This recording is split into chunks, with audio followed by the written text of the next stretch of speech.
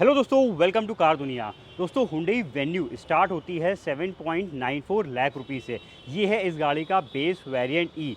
Recently दोस्तों इस गाड़ी में कई सारे चेंजेस हुए हैं, तो अगर आप वेन्यू का ई वेरिएंट लेने की सोच रहे हैं और जानना चाहते हैं कि क्या इस गाड़ी में रिसेंटली फ़ीचर्स को ऐड किया है, कौन कौन से फ़ीचर्स को डिलीट किया है, साथ में कौन कौन से फ़ीचर्स मिल जाते हैं और बेस वेरिएंट कौन कौन से फ़ीचर्स मिस कर ले जाता है, यानी कह लीजिए कौन से फ़ीचर्स में नहीं मिलते हैं, तो बिल्कुल सही वीडियो आप चेक कर रहे हैं। आज मैं आपको अपडेटेड वेरिएंट हुंडई वेन्यू ई दिखाने जा रहा हूं। तो देखिए, ये खड़ी है हुंडई वेन्यू का बेसिक वेरिएंट, जिसमें एक्सटीरियर में भाई पहले मैं आपको बता दूं कि इस गाड़ी में कोई भी चेंजेस नहीं हुए हैं। ये गाड़ी जो है यानी बेसिक वेरिएंट जो है वो 1.2 लीटर के कापा पेट्रोल इंजन पे आता है, 5 स्पीड मैनुअल ट्रांसमिशन पे, जिसके पावर में भी हालांकि कोई चेंज नहीं, क्योंकि इंजन में भी कोई चेंज नहीं किया गया है। 83 PS का पावर और 113.8 Nm का टॉर्क ये गाड़ी जनरेट करके देती है। तो एक्सटीरियर की अगर बात कर लेते हैं इस गाड़ी की, तो देखिए ये है पूरा कंप्लीट एक्सटीरियर प्रोफाइल। ये गाड़ी स्टार्ट होती है 7,94,100 रुपीज़ से। अगर हम सारे एक्सपेंसेस ऐड कर दें तो ये यूपी कानपुर में पड़ती है दोस्तों लगभग 9,43,000 रुपीज़ की।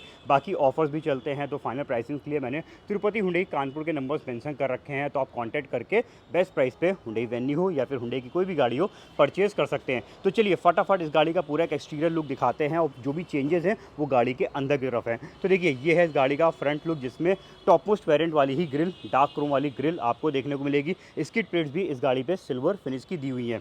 नॉर्मल हेडलैम्प्स हैं, ये हालोजन रिफ्लेक्टर वाले हेडलैम्प्स मिल जाएंगे। ऊपर की तरफ इंडिकेटर्स हैं, DRLs LEDs कुछ भी आपको इस वाले वेरिएंट पे नहीं मिलती हैं। साइड प्रोफाइल देख लीजिए, साइड से समझ में आ जाएगा कि ये बेसिक वेरिएंट आप देख रहे हैं, क्योंकि हुंडई वेन्यू का अकेला वेरिएंट है जिसके आउटसाइड मिरर्स जो हैं ये नॉन पेंटेड दिए हुए हैं और इंडिकेटर्स फेंटा से प्लेस्ड है। फुल व्हील कवर के साथ ये आपको 15 इंच के व्हील्स मिलेंगे।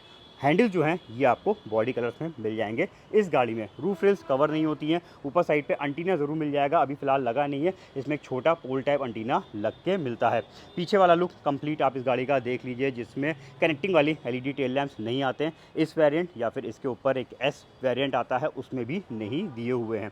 बाकी सेंसर्स मिल जाएंगे, कैमरा नहीं है। तो यहाँ पर दोस्तों इस गाड़ी को कम्प्लीटली मैंने एक्सटीरियर से दिखा दिया है। आप अंदर चलते हैं और इंटीरियर में सबसे पहले मैं उस फीचर की बात करूँगा जो इसमें रिसेंटली चेंज किया गया है, वो है इस गाड़ी की पीछे की सीटिंग में। दोस्तों इस वाले यानी कह लीजिए हुंडई वेन्यू में बेसिक वेरिएंट से ही जो है height adjustable headrest, 60-40 split seats और रिक्लाइनर सीट्स आती थी, जिसको रिसेंटली हुंडई ने हटा दिया है। अब आपको इस गाड़ी पे इंटीग्रेटेड हेडरेस्ट मिलेंगे और साथ में जो इसकी सीट्स हैं ये अब पूरी एक बार में ही आगे की तरफ जाएगी। मैं इस साइड से दिखाता हूँ तो ज़्यादा बेहतर तरीके से समझ में आएगा। तो ये देखिए, ये रहा इसके स्ट्रैप्स, जिसको मैं ऐसे ऊपर कर दूंगा और ये अब देखिए पूरी एक बार में आगे जा रही है। 60-40 स्प्लिट सीट पैटर्न भी इसमें ख़त्म कर दिया गया है। तो भाई ये फीचर बहुत ही इंपॉर्टेंट था एक तरीके से भाई, जब हम साइड में लगेज भी रख सकते थे और बैठ भी सकते थे, लेकिन अब जो है अगर आप इसको गिराएंगे तो फिर आप बैठ नहीं पाएंगे, क्योंकि ये पूरी ही एक बार में आगे गिर जाएगी। तो ये दोस्तों इस गाड़ी में रिसेंटली चेंज हुआ है। इवन रिक्लाइनिंग वाला पैटर्न भी अब इसमें ख़त्म कर दिया गया है। ये सीट जहाँ पे रुक रही हैं अब उसी पोजीशन पे रुकी रहेंगी। तो ये चेंजेस हुए हैं हाल में, और इन चेंजेस का कोई भी इफेक्ट प्राइस में हुंडई ने नहीं डाला है। यानी फीचर हटाए तो अगर प्राइस कम करते तो एक तरीके से बेहतर रहता, बट फिलहाल हुंडई ने प्राइस कम नहीं किया है। प्राइस 7,94,100 जो एक्स शोरूम है वो पहले भी था और अभी भी सेम एक्स शोरूम कर रखा है। तो यहाँ पे चेंजेस मैंने आपको पहले बता दिए हैं। अब जरा बाकी फीचर्स की बात कर लेते हैं और क्या क्या फीचर्स मिस रह जाते हैं बेस वेरिएंट में, उसके बारे में भी डिस्कस करते चलेंगे। तो देखिए, पार्सल ट्रे इस वेरिएंट पे नहीं आती है। तो यहाँ पे ब्रैकेट्स हैं, आपको अलग से पार्सल ट्रे को परचेज करके इसमें लगवाना पड़ेगा। बूट स्पेस की बात करते हैं तो ये आपको इसमें मिलता है 350 लीटर्स का, और साथ में स्पेयर व्हील जो है वो इधर रखा हुआ है। बाकी व्हील्स की तरह ही सेम स्टील पे है और बाकी व्हील्स के साइज़ के बराबर ही 15 इंच पे दिया हुआ है। चलिए अब आ जाते हैं हम इधर की तरफ। बैक साइड के डोर देखेंगे, अगेन बेसिक वेरिएंट है। पीछे के पावर विंडोज़ मिस कर ले जाता है। पीछे इसमें आपको मैनुअल विंडोज़ ही मिलते हैं। स्पीकर्स लगाने का स्पेस छोड़ रखा है, स्पीकर्स कंपनी लगा के नहीं देती है। और पीछे की सीटिंग में आपको नहीं मिलेगा rear AC went basic variant में। इसके ऊपर वाले वेरिएंट से रियर AC वेंट मिलने लगता है, तो ये भी इसमें मिस हो जाता है। बाकी अब जो है ये इंटीग्रेटेड हेडरेस्ट है, तो इनको ऊपर नीचे हम सेट नहीं कर पाएंगे। और मेरे हाइट के हिसाब से अगर बात करेंगे तो ठीक है, अगर थोड़ा सा मेरा हेड यहाँ पे होता तो ज़्यादा कंफर्टेबल होता, बट ये इंटीग्रेटेड है तो देखिए थोड़ा सा ये हल्का सा पीछे की तरफ जा रहा है, बट ठीक है, थोड़ा ऊंचा ही है, नीचा नहीं दे रखा है। तो इंटीग्रेटेड हेडरेस्ट है, इसके अलावा थाई सपोर्ट आपको अच्छा मिलता है और लेग रूम देखिए भाई बहुत ही बढ़िया है हुंडई वेन्यू में, पैर भी आराम से फैले हुए हैं। ड्राइविंग सीट मेरे हाइट 5 फुट 8 इंच के अकॉर्डिंग सेट करी हुई है। तो यहाँ पे इधर पे सारी चीज़ें दिखा दी हैं। आर्मरेस्ट दोस्तों पहले भी नहीं आता था और अभी भी नहीं आ रहा है। इसके अलावा 3 पॉइंट सीट बेल्ट्स, बच्चों के सीट्स यानी चाइल्ड एंकर सीट्स को लगाने का प्रोविज़न मिल जाएगा, तो आप अलग से सीट्स को परचेज़ करके इसमें ईजिली फिक्स कर पाएंगे। तो यहाँ पे पीछे की साइड पे दिखा दिया है। इनसाइड डोर हैंडल भी देखिए भाई इस गाड़ी के जो है यहाँ पे क्रोम यानी सेटिंग क्रोम फिनिश में दिए हुए हैं। चलिए अब आगे की तरफ आ जाते हैं। आगे के डोर में अच्छी चीज़ है कि यहाँ पे आपको 2 पावर विंडोज़ मिल जाते हैं, तो पीछे मैनुअल और आगे के 2 फ्रंट पावर विंडोज़ दिए हुए हैं। आउटसाइड मिरर्स कंप्लीट मैनुअल है, ओपन क्लोज भी हाथ से करिए और ये जॉयस्टिक से इनके ग्लासेस को सेट करना पड़ेगा। हाइट एडजस्टेबल ड्राइविंग सीट नहीं आती है, इवन रिमोट सेंट्रल लॉकिंग भी आपको इस वेरिएंट पे नहीं मिलेगी। ये देखिए एक नॉर्मल की दी हुई है।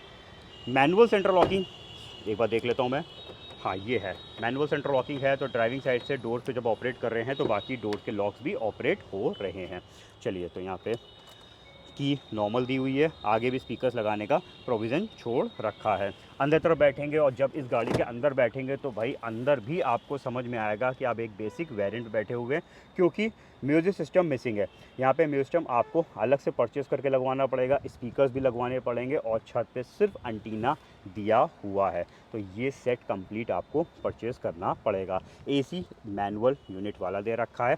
इस साइड पे टाइप सी चार्जिंग पोर्ट ज़रूर आपको इस साइड पे मिल जाएगा और एक 12 वोल्ट का एसेसरी सॉकेट भी दिया हुआ है, तो कोई अटैचमेंट आप परचेज़ करके इसमें लगा के फ़ोन चार्ज या फिर कोई और एसेसरीज़ को चार्ज कर सकते हैं।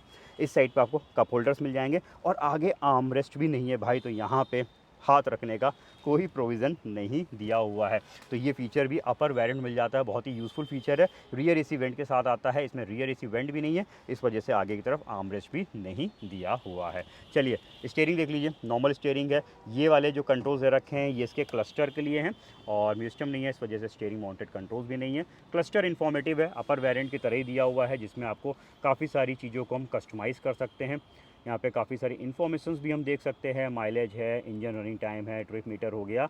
इसमें दोस्तों मिसिंग है टायर प्रेशर मॉनिटरिंग सिस्टम। यहाँ पे TPMS नहीं मिलेगा बेसिक वेरिएंट में, बहुत इंपॉर्टेंट फीचर है, ये वाला वेरिएंट मिस कर ले जाता है, तो किस व्हील पे कितनी हवा है नहीं आप जान पाएंगे। इवन इसमें लो लाइन भी नहीं है कि अगर हवा कम हो रही है तो वो इंडिकेटर आ जाएगा, वो भी इसमें नहीं दिया हुआ है।